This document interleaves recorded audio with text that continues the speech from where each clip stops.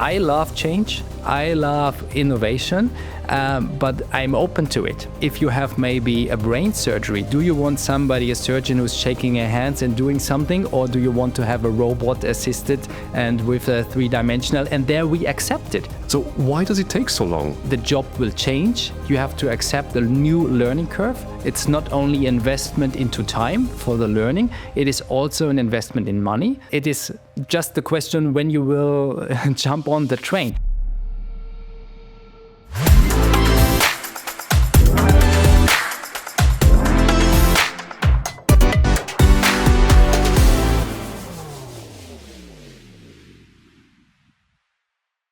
Welcome to this episode of ProTalks, the Path of Dentistry. My name is Andreas and alongside my friend and colleague, George Raeber, I am the host of this series of inspiring conversation. And what we do in this podcast, we interview remarkable personalities. And today we welcome a very special guest, which is Professor Tim Joda from the University of Zurich. Welcome, Tim. Great to have you today. So, Tim, you are a professor at the Clinic for Dental Medicine in Zurich. To be more precise, the Clinic for Reconstructive Dentistry. That's correct. At the University of Zurich. And your title, I looked it up, is a very interesting title. You are the head of e-health in reconstructing dentistry. Yeah. And looking at your career and your training, I realized you have enjoyed a very broad training. You have a PhD in biomedical technologies. You have a master's in reconstructive dentistry. And also you have an executive MBA, which is a completely different field, so a very broad training that you experience. You are also a certified periodontal specialist. You are a specialist in reconstructive dentistry. Yes. And also, last not least, you are also a specialist in implantology and implant dentistry. So a very broad training and, very broad background. And that's going to be very interesting for our podcast moving forward. Today, your main interests in research are digital technologies. One of the main fields is probably also artificial intelligence. And also this is a very interesting topic that we might touch later in our podcast. So warm welcome to Basel. Great to have you. And the first habits that we try to create is, to have every guest introducing himself and herself in 1 minute. So Tim, who are you in 1 minute? Thank you very much, first of all, for this kind invitation and with you both here. And now you had a long monologue and you already mentioned everything maybe that is important related to my person.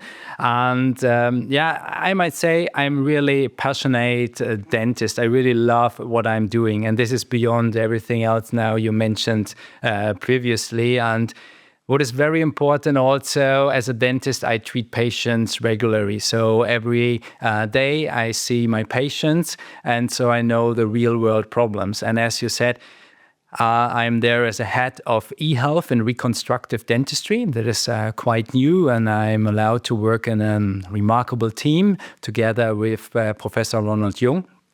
And we had the idea 5 years ago to say, okay, what's the next things in dentistry? And of course, this is implant dentistry that comes together, but also technology, not just following the things that you guys give us from the industry to test it out. It was something I started 10 years ago. So going further and combining the knowledge in perio and implant and prosto, and also from economics point of view to bridge it together with data science. And this is something we are working right now. Tim, looking at your CV, it's very fascinating where you ended up, and it's often not very linear that people get to such positions like yourself. Looking back, what was one of your most defining moments, or let's say a pivotal moment in your career that actually helped you to get where you are today?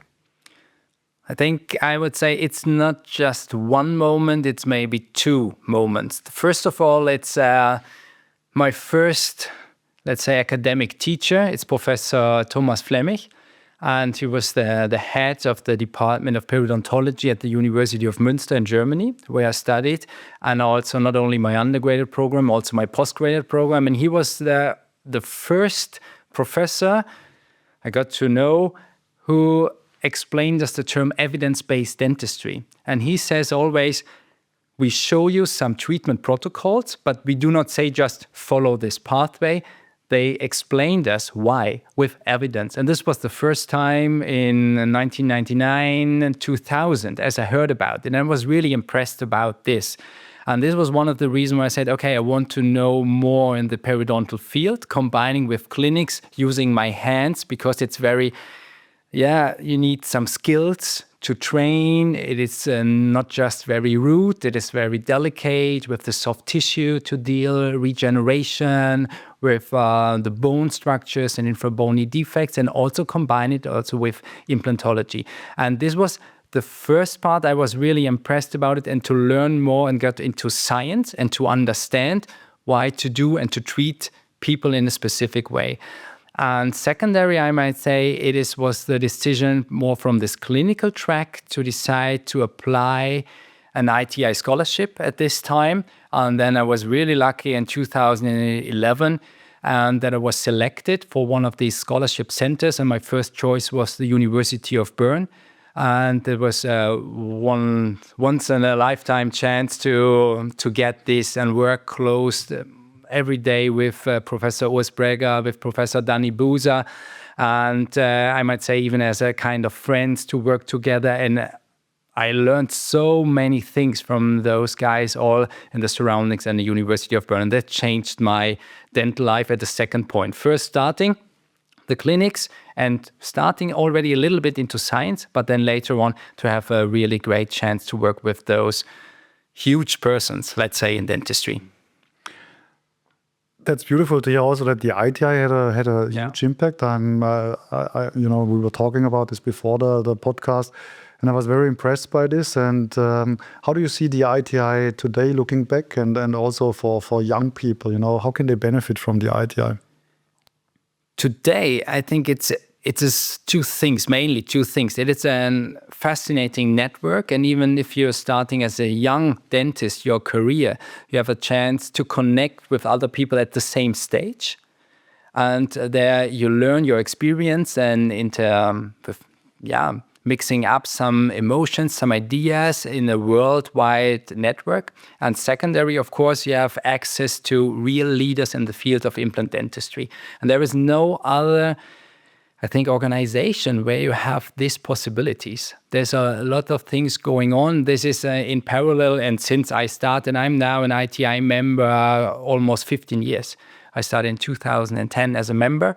And now, of course, then it evolved over time.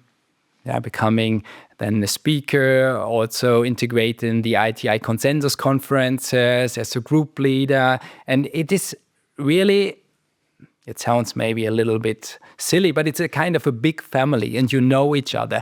And this is really something all around the globe. You're connected now to personalities like Lisa Heights-Mayfield. You're invited with H.P. Weber at this time in Boston. I was there lecturing. And this is something with Stephen Chen. I was able to work together during his presidency.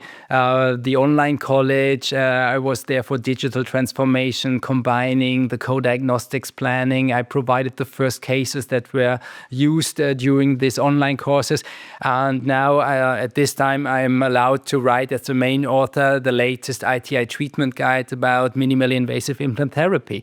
And this is something that progressed to work together into this huge family. And I think this is something I can only recommend to everybody to join this organization, because it helps you a lot to stay fresh, to stay hungry, and to meet fascinating people.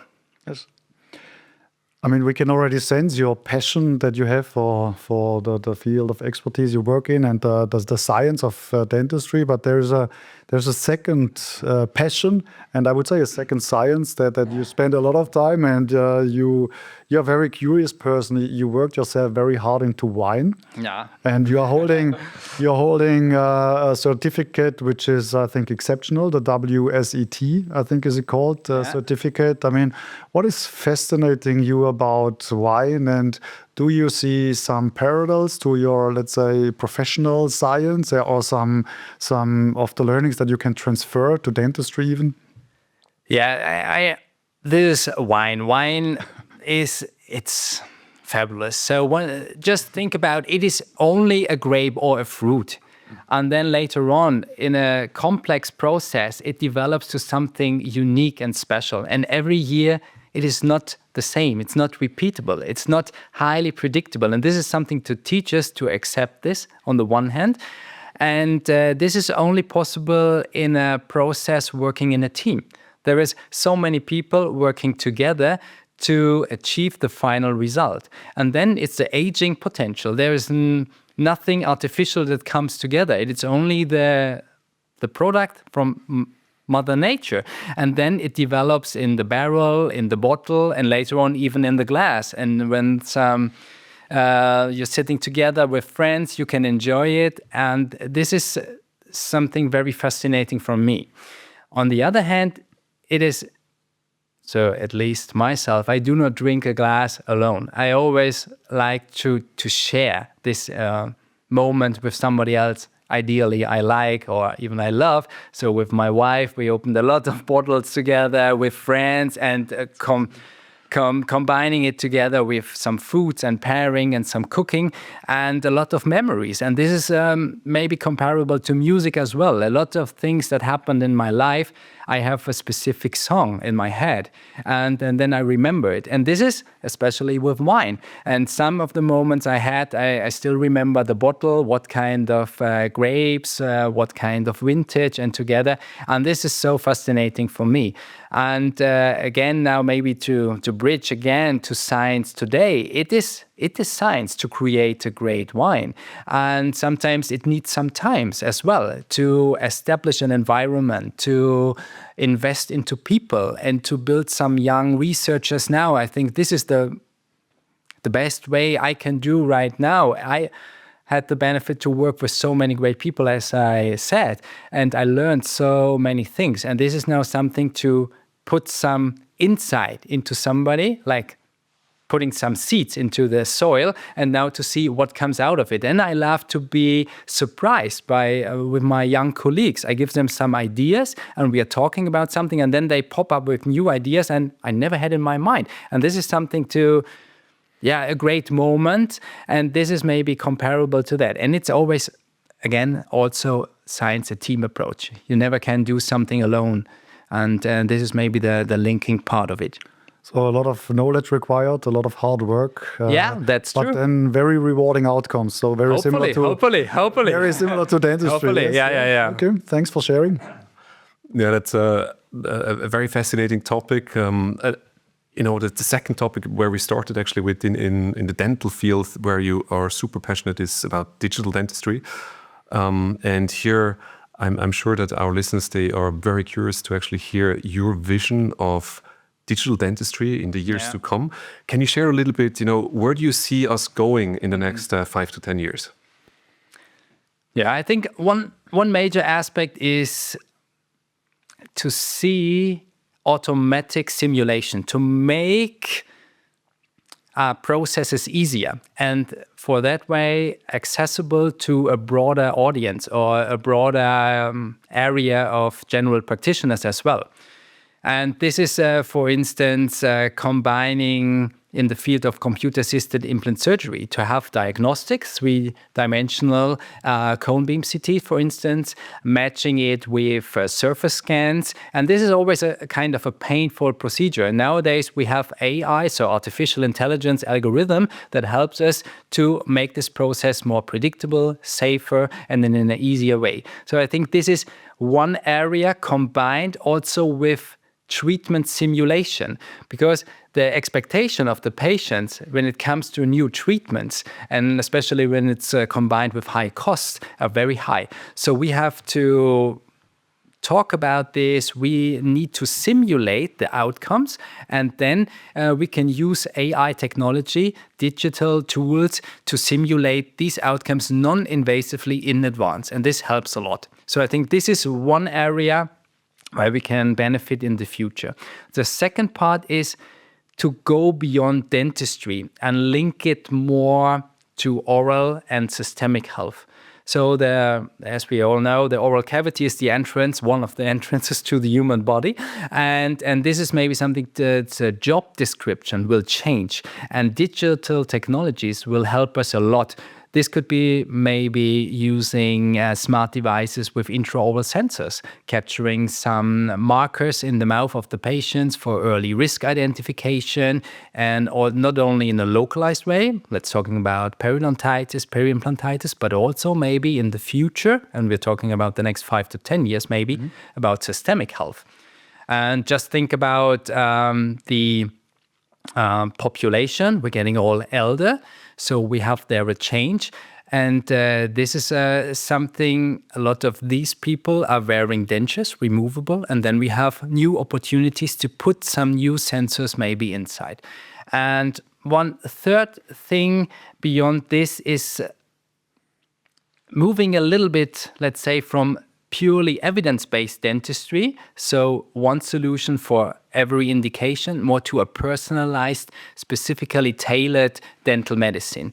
And this is something that helps us, the digital technology, to jump into it and have more these really individually need for the patient in the focus and to treat them. So these are the 3 areas I mainly think will help us a lot, but only the future will tell. Yeah, it sounds like a very interesting future, and I'm also fascinated by a lot of themes that you just mentioned. Now, on the contrary, and maybe to be a bit provocative, we know now many of these technologies that you mentioned, they are actually already here today. Not specifically in dentistry, but they're in general accessible. And to take an example, in dentistry, intraoral scanners, they have been around for 15 years or even more. Yeah. But, we're still debating, should I actually, get an intraoral scanner? And that's I would say also the starting point of any digitization in the dental field. So why does it take so long? What's your take on this? What does industry maybe need to do different? What does the dental professional as a community need to do different? It's taking so long. So that would be interesting to hear. It is a very interesting question. So as a university guy, an academic teacher, I see our so-called digital natives, and we are teaching them in this new stuff, and they immediately jump into it and they love it. They do not need even instructions. They play around until they achieve the final result, and they have fun with that. And I think there is something in between, the human factor. And we are talking now about maybe dentists 40, 45, 50 years of age. And they learn things that changed over a time of 10, 15 years, only minimally. Let's say the example is a porcelain fused to metal crown, PFM crown. This was the gold standard over several, at least decades. And now we have the turnover in digitalization of new ways and clinical protocols very fast. And this is something I love change. I love innovation, but I'm open to it. But somebody else, maybe not. And this is the human factor I might call to accept a little bit changes. And they have fears maybe with that, because this is something the job will change. You have to accept the new learning curve. It's not only investment into time for the learning, it is also an investment in money. Sometimes you do not know what will it happen. Or another example, I love photography. And as it changed from analog to digital, we had several companies and they had all their own storage device. SD cards, CF cards, or the memory stick from Sony, for instance. But nowadays we still have just SD cards, more or less. And it takes some time to establish to a specific standard. Exactly. And a lot of people say, or they ask me, Tim, when should I start with digitalization in my practice? And then, of course, I say, yesterday. Yeah. And but there is not the right point. It is not unstoppable. It is just the question when you will jump on the train. But I think this is the human factor, that a lot of things they are afraid of it. But another provocative question is, if you have maybe a brain surgery, do you want somebody, a surgeon who's shaking her hands and doing something, or do you want to have a robot assisted and with a 3-dimensional? And there we accept it. But in dentistry, it is quite a different way to accept from a patient point of view as well some kind of digitalization. Let's go back to exactly this segregation that you said, digital natives and let's say the traditionalists. So in your view, what is maybe one of the persistent myth or misconceptions of that group to actually start with digital? I think, the learning curve on the one hand, on the others, there were two ways. These are the pessimists. And they said everything that's new, I have to start learning again and accept maybe in 5 years I have to relearn and forget this. And they do not want to do this. And on the other hand, we have the other people who say, okay, I buy now all this stuff and now it's working. But this the other way around. You have to use it every day. And I think this is important to involve all of your members in the team.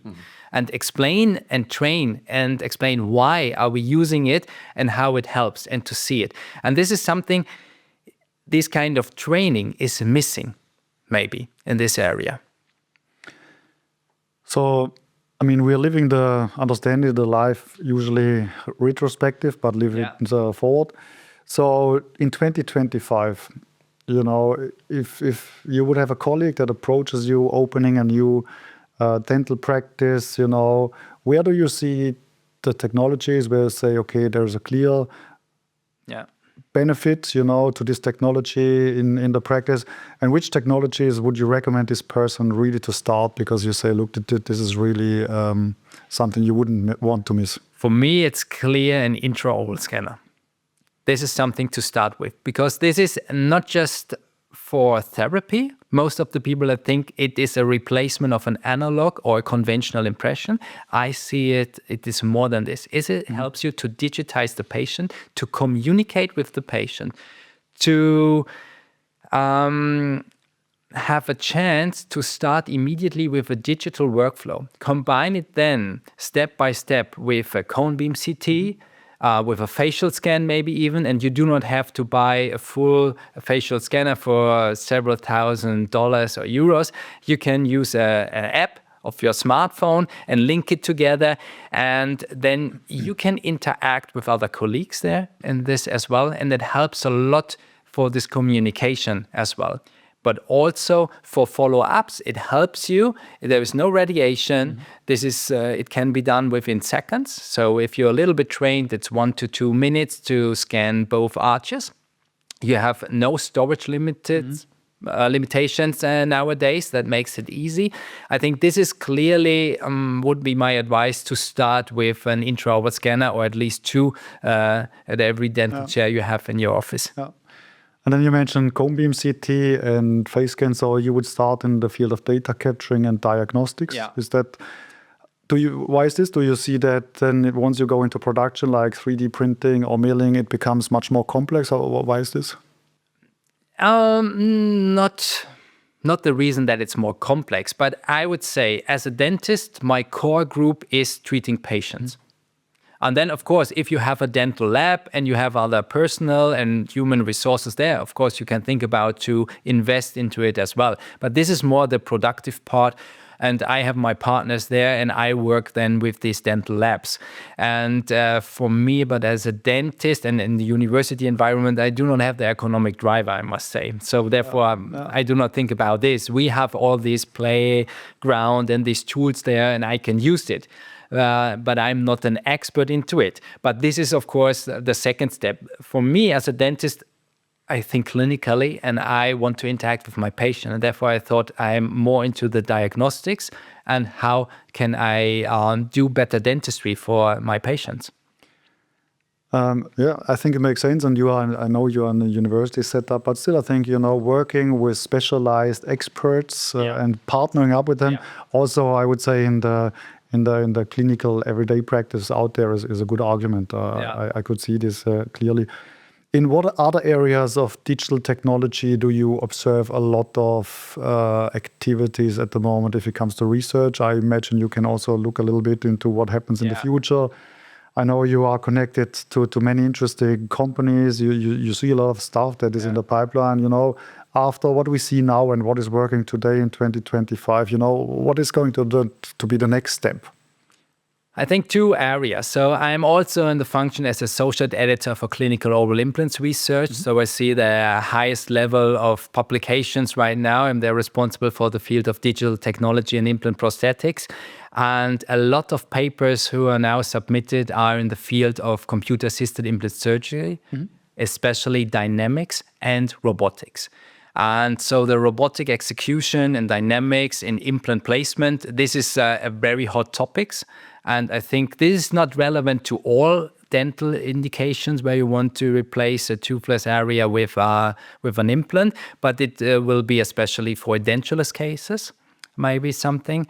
And the other area that what you mentioned is new technology for the production in terms of 3D printing. I think this is so a very hot topic, and we are there at the beginning. And with all these kind of digital technologies, we have a kind of a hype from the beginning, and everybody is very enthusiastic. But then after a certain while, we realize there is a kind of disillusion, maybe. And then it starts the real things who develop some of the things. And I think 3D printing is now, we have now missed the valley, and now it comes to a road that become more in a productive way. And this is something that would offer totally new options in the prosthetics part, and maybe something that we do not see right now. For instance, we're talking about sustainability, and what is sustainability in dentistry? This might be something that we say, nowadays, everything has to last 10, 15 years, but we cannot say this in dentistry because there's a biological protocol. There is a patient behind. We do not know what will happen with this person medically. But there is maybe a new way, maybe cheaper is the wrong word, but in a very streamlined way to produce a final restoration and replace it after 3 to 5 years. But then it doesn't have to cost thousands, but we can adapt to the needs of the patient more individually. This is maybe something that changed in our head in treatment protocols. And with 3D printing, we have the chance to embed some new technologies into restorations. For instance, sensors that measure specific areas in this kind of. So I think this is something very interesting. Very exciting. Yes.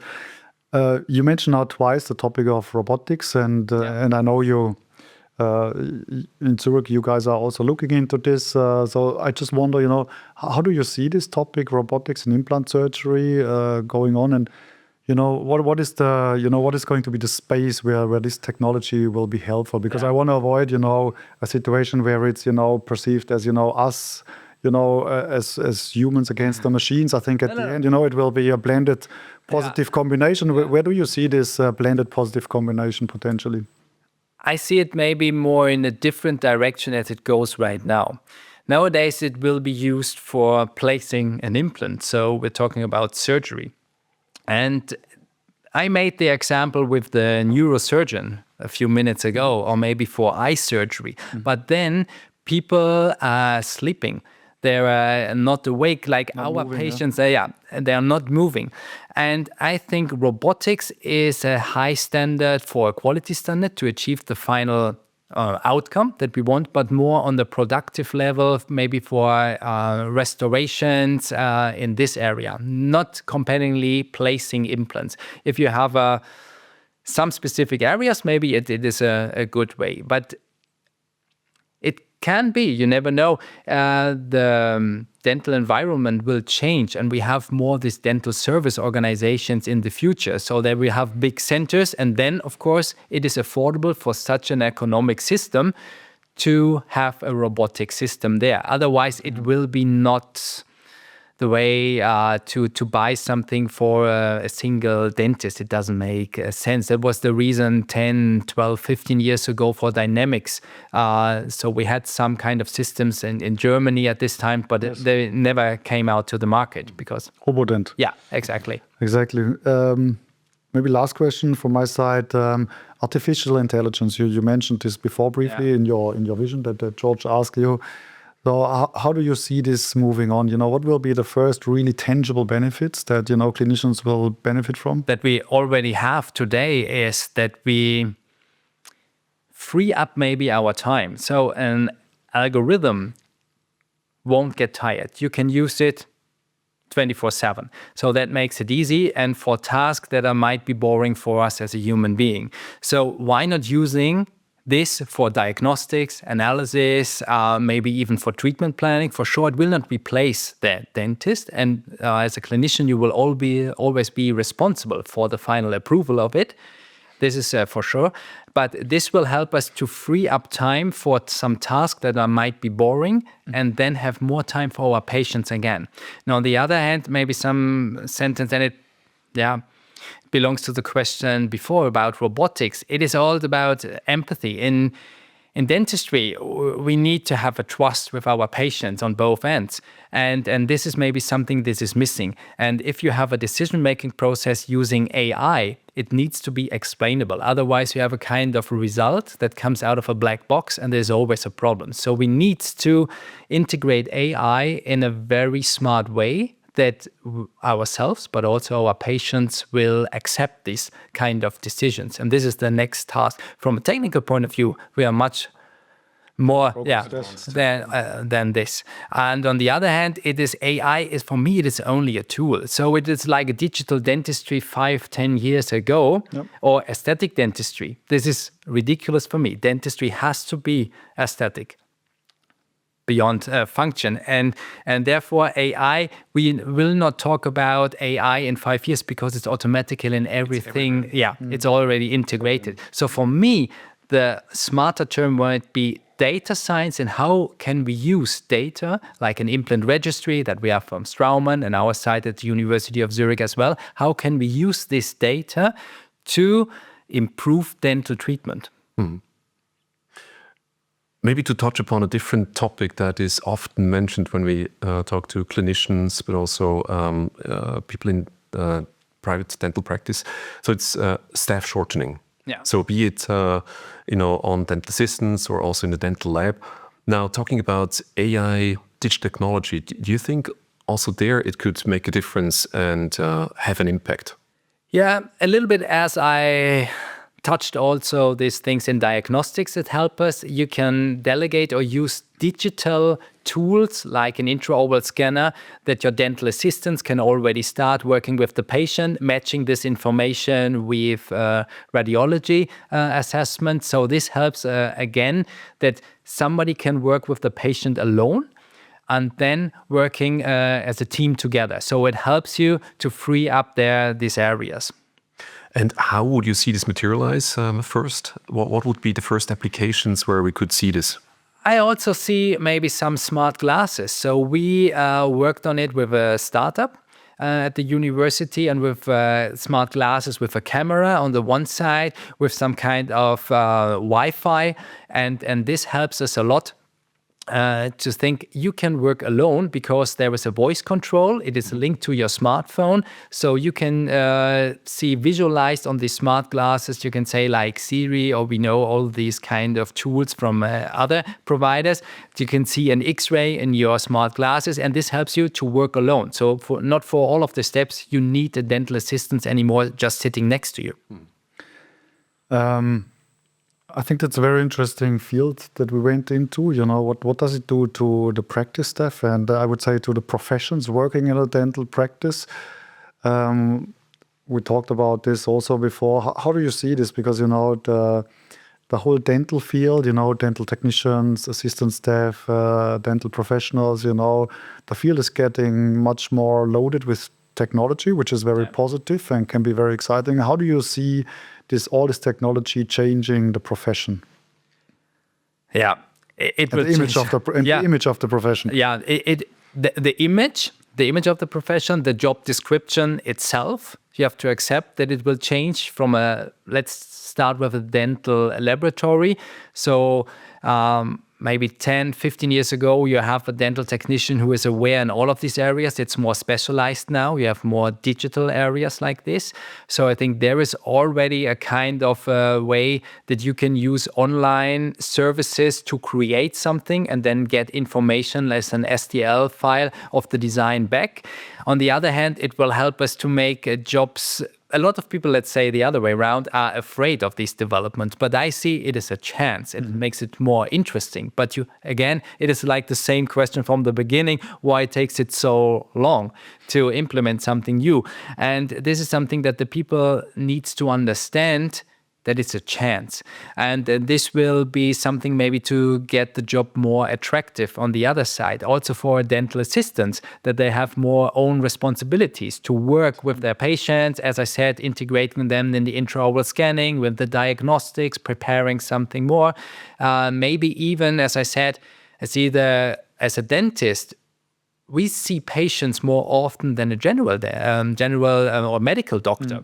And this maybe is something combining with saliva diagnostics on a regular basis to identify some risk factors, have a microbiome testing, and this could be delegated to a dental assistant as well. So we have a kind of a laboratory work that we know from the blood analysis, but this is now non-invasively, just collecting some new information out of the saliva of the patient for a new way of treatment. This could be just dental related. We can stick to implant dentistry. So nowadays, every patient receives the same treatment protocol, more or less. We have the same implant, more or less the same materials, the same GBR procedures.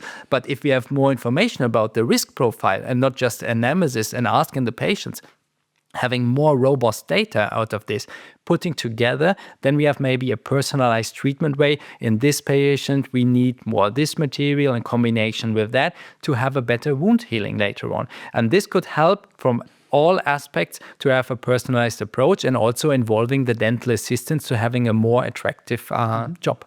Okay. Yes, it sounds like I think this. But it's more or less a dream, and we do not know. No, but this could be something to work in, and all of this obstacles are educational wise, and we should start at the university also first, and to integrate this and to tell our students what are new ways to integrate and to see dentistry in the future.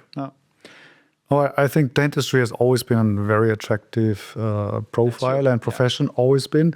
And I think with these technological advancements, I think there's no doubt that this is going to continue to be a very attractive field to work in. Sounds like. Maybe last topic to the practice staff. Let's go back to the thought experiment. The dentist that was creating a new practice, and you said he should buy an intraoral scanner. So imagine, he has this practice for a long time already, and he's still not in digital. Now he decides to go digital, and I imagine this is a big challenge for many practitioners out there. How do you manage this change management process well? How do you take the team with you? Because I imagine this is not a very simple task for a lot of practice owners out there. This is a very difficult task, I guess. And it depends where you start. If you start at the level 0, then it's even, I think you would need some kind of professional help. And this step needs to be well prepared in advance, I think.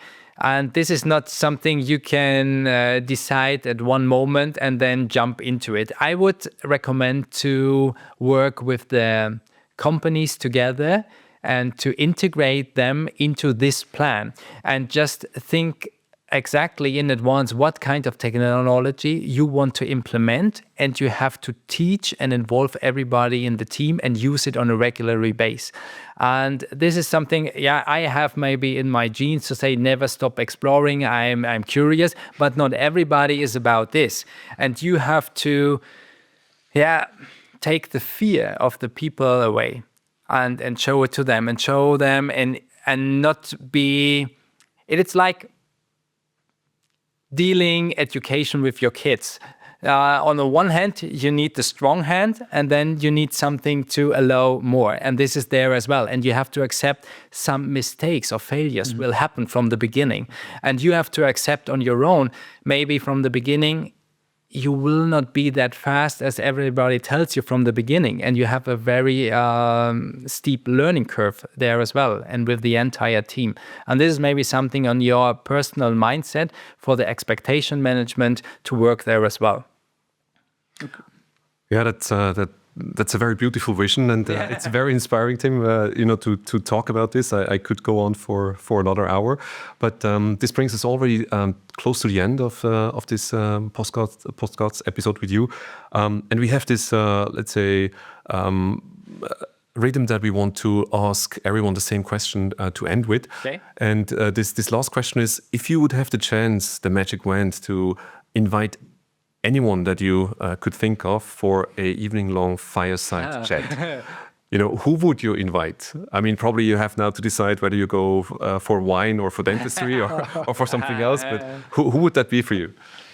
I think, as I said, I had really a great chance to meet fantastic people in the field of dentistry.